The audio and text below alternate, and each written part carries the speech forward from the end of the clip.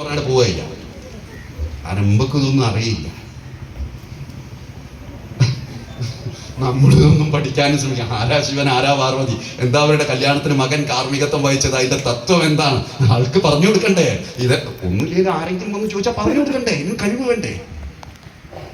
ഇവര് എന്നോട് ഈ ചോദ്യം ചോദിച്ചപ്പോൾ, ഷർട്ടിട്ട് ഉള്ളിലേക്ക് കയറാൻ പറ്റുമോ എന്നുള്ള ചോദ്യം എന്നോട് ചോദിച്ചപ്പോൾ, ഞാൻ ഈ ഫറോക്കിലെ ഹോളിലേക്ക് കയറുന്ന ഞാൻ പറയും കേട്ടോ, ഇതൊന്നും പറഞ്ഞേക്കട്ടെ, ഇതിൽ അങ്കലാപ്പ് തീരണം. അവിടെ ഞാൻ തിരിച്ച് അവരോട് പറഞ്ഞത്, വളരെ പ്രധാനമായിട്ട് നമ്മൾ ശ്രദ്ധിക്കേണ്ടത്, അകത്തെ ചടങ്ങുണ്ട്, പുറത്തെ ചടങ്ങുണ്ട്. ശ്രുതിയുണ്ട്, സ്മൃതിയുണ്ട്.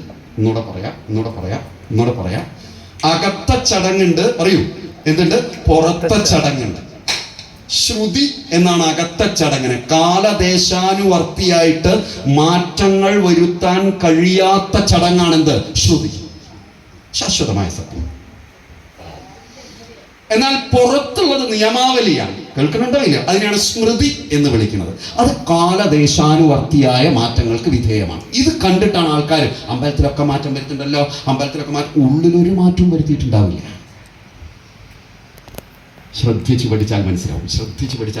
നിങ്ങൾ കേൾക്കുന്നോ ഇല്ല? ഞാൻ ഒരു ചെറിയ ഉദാഹരണം പറയാം. അല്പസമയം ഞാൻ എടുക്കണ്ടേ? ഒരു ചെറിയൊരു ഉദാഹരണം കൂടി ഞാൻ പറയാം.